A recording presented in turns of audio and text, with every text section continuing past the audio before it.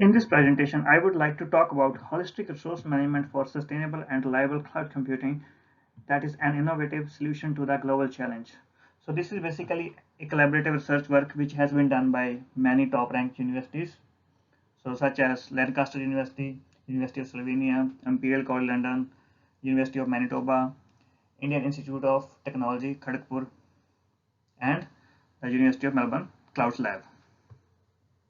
As per the recent study published in ACM Computing Survey, that is a taxonomy and future directions for sustainable cloud computing, 360-degree view. So the demand of energy consumption is increasing day by day. You can see this. And in 2030, so the demand will be 8,000 terawatt hour, which could be too much. So how we can solve this problem, how we can uh, reduce the energy consumption while maintaining the quality of service and other parameters such as reliability, availability, and without compromising with the other quality of service parameters. So that is very important challenge. So we have to manage both reliability and sustainability simultaneously to give the best service without consuming too much energy consumption. That is also a challenge. To solve the problem of energy consumption, we have proposed Cuckoo optimization based cloud resource scheduling technique, that is CRUISE. It clusters and executes heterogeneous workloads based on the provisioned cloud sources. Then we have scheduled the resources such as servers, network, storage, memory, and the most important is cooling. So we have done all the scheduling of resources holistically. Then this technique basically increases sustainability and reliability of cloud data center and also reduces the carbon footprints, which is very important thing. So how we can reduce the impact of cloud computing on climate change. And the last thing is it delivers reliable, sustainable, and energy efficient cloud services to the user. So this is basically a system model that we have proposed in this research work. So here this is basically layered architecture of cloud computing. Here we have a three different types of layers.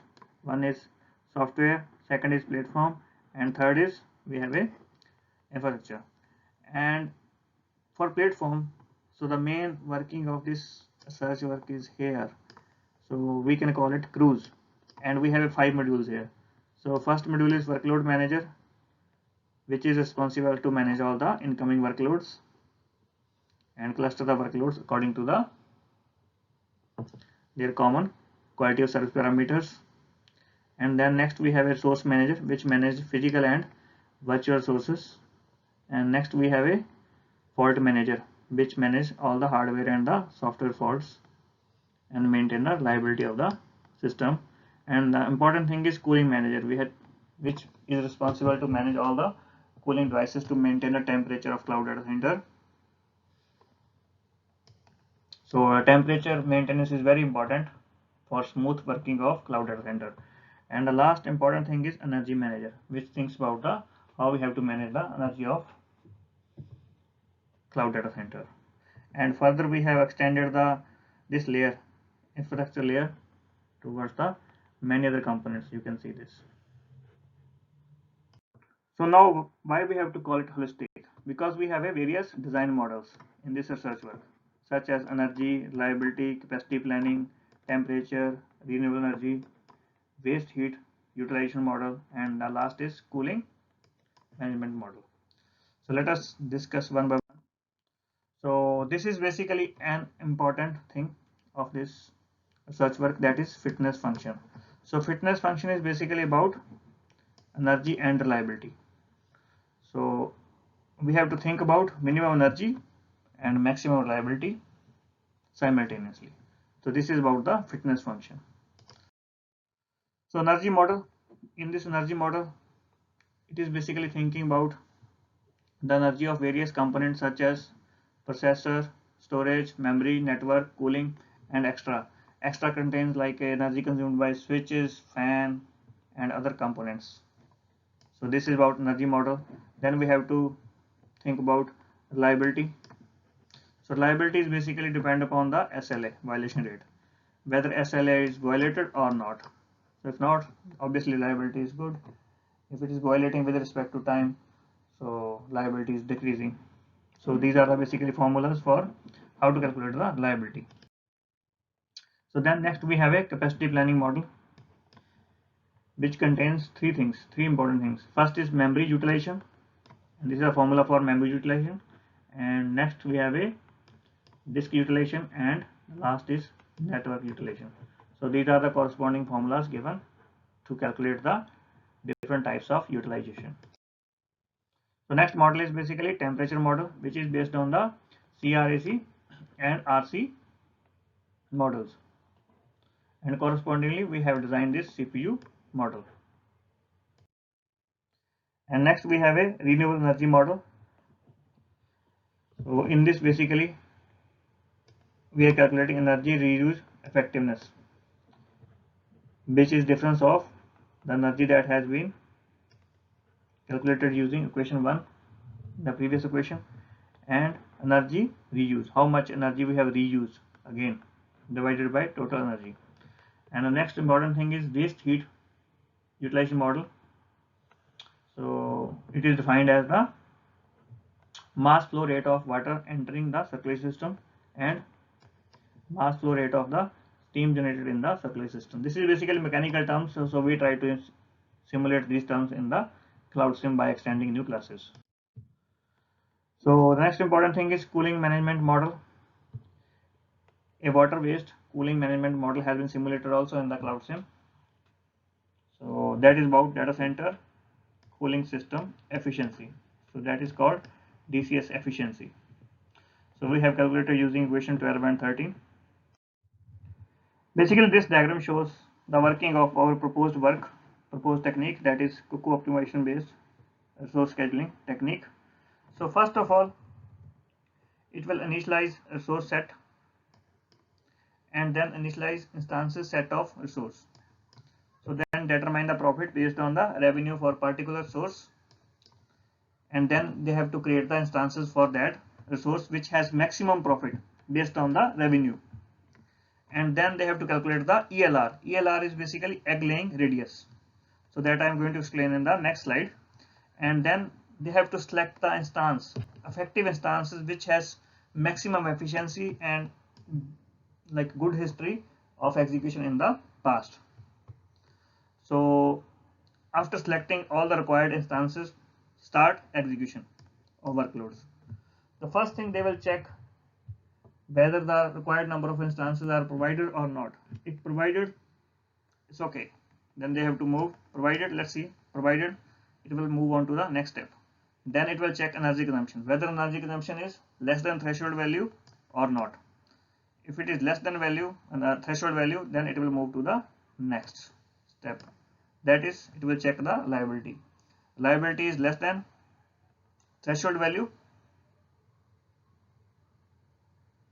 or more than threshold value. If a liability is less than threshold value, then we have to think about other steps. If not, if everything is okay, then we have to continue with the workload execution here. So we have to check all the workload executed or not.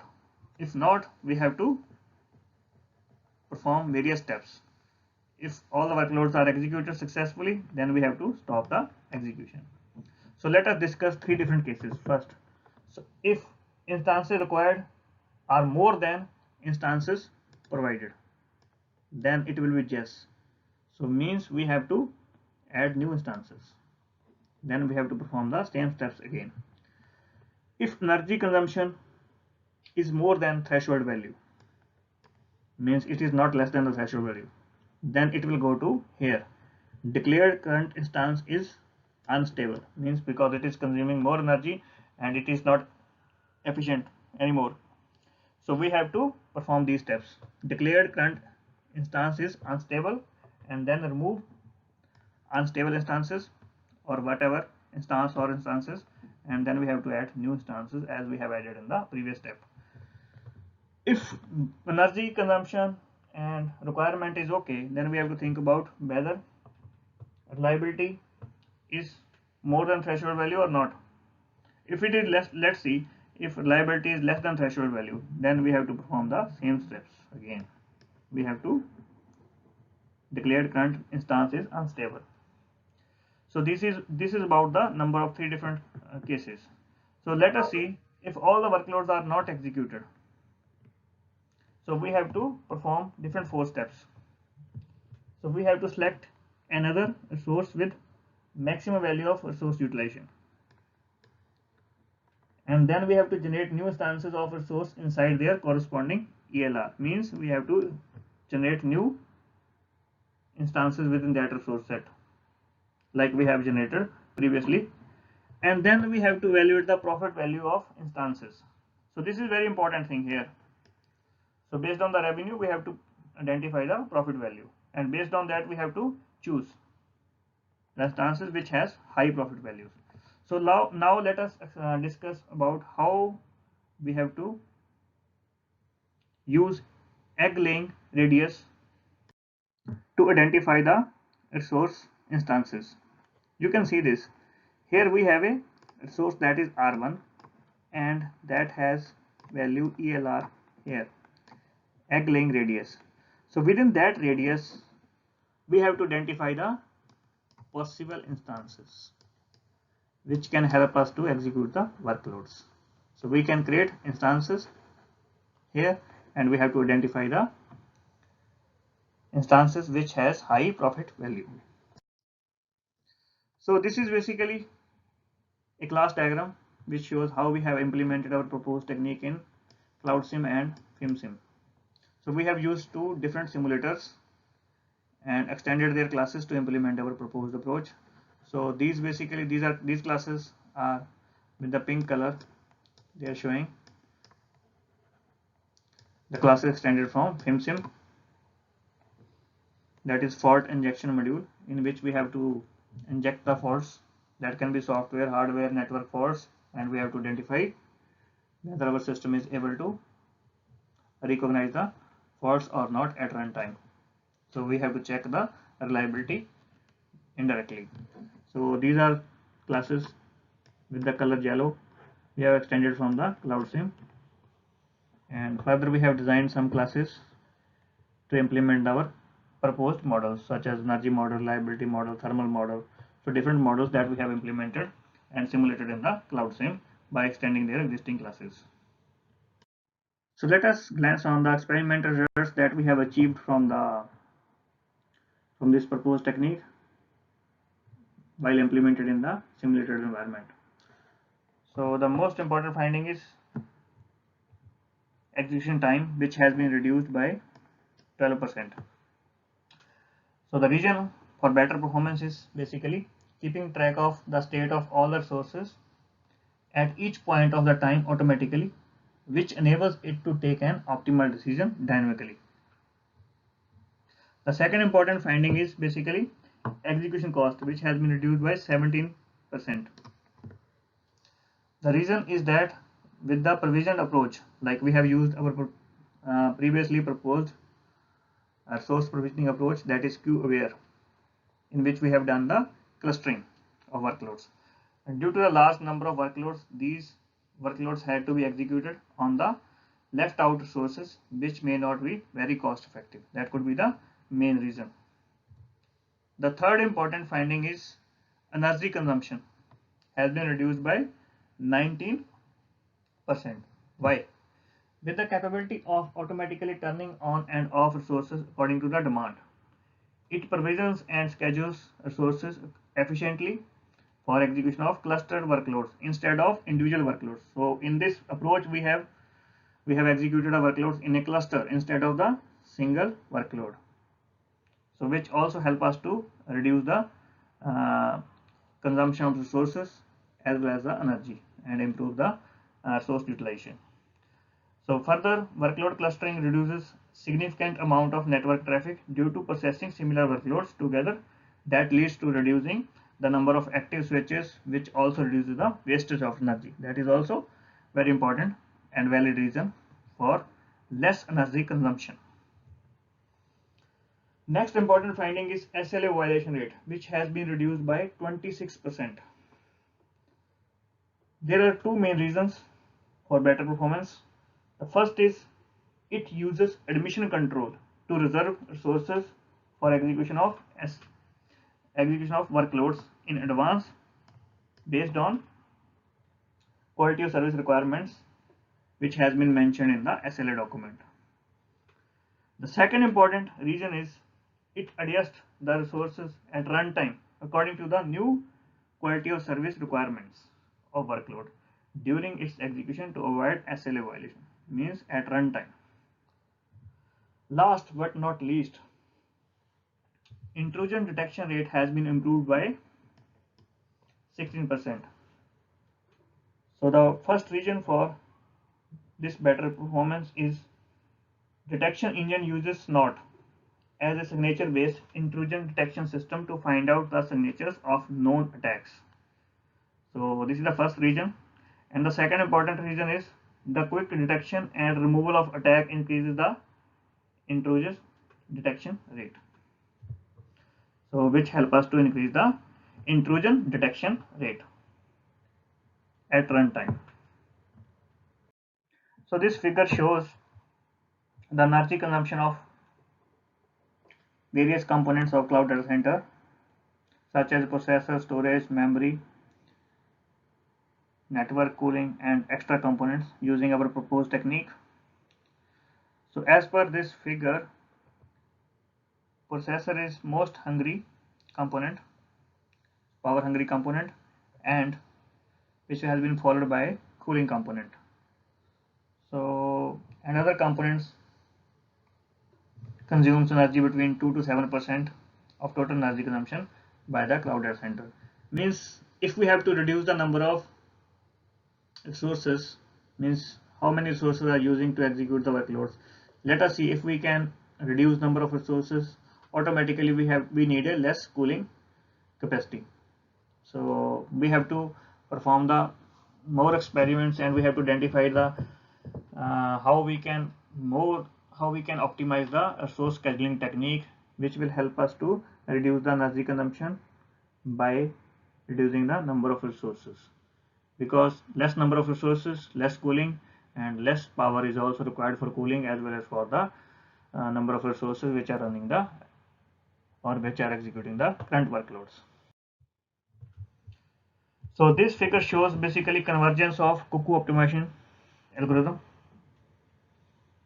So it plots the convergence of total energy consumed by proposed technique, like that is cuckoo optimization algorithm, over a number of iterations for different value of reliability, that is 95%, 90% and 85% by executing different number of workloads. Initially the workloads are randomly initialized, therefore the total initial energy consumption is very high at 0th iteration here. As the algorithm progresses, the convergence is drastic and achieves global minima very quickly. Here it achieves global minima very quickly, and the number of iterations required for the convergence is seen to be 30 to 45 for our simulated cloud environment. So we have identified various open challenges or future directions for this research work. First, the modeling components for workflow analysis and quality of service based characterization shall be extended with knowledge of the external context that may inform our holistic management approach that we can also think about for workflow management. The second important future direction in terms of fog or edge computing. So an economy of resources like these may be facilitated by recent developments in the area of blockchain and smart contracts, but it is still necessary to study the theoretical foundations which may potentially lead to the energy efficient management of highly distributed fog computing environments. The third, many new applications rely on Internet of Things and have particular focus on big data management. That is also very important. There is necessary to implement big data pipelines starting from the IoT via fog or cloud nodes up to high performance cloud data center. The fourth future direction in terms of scalability, the unplanned downtime can violate the SLA and affects the business of cloud provider. To solve this problem, proposed technique should incorporate dynamic scalability to fulfill the changing demand of user application without the violation of SLA, which helps to improve the sustainability and reliability of cloud services during the peak load, which could be also an important future direction. So the last one is, finally, relationship between theory and practice is very important. So this could be a benchmarking, and benchmarking is an important starting point which may try to relate the holistic aspects studied in our simulation in the real world practice. That could be the another future direction. So this is basically reference for this research work. Thank you very much for watching this video. If you have any doubt or any question or any suggestion, please feel free to write in the comment section. Thank you very much.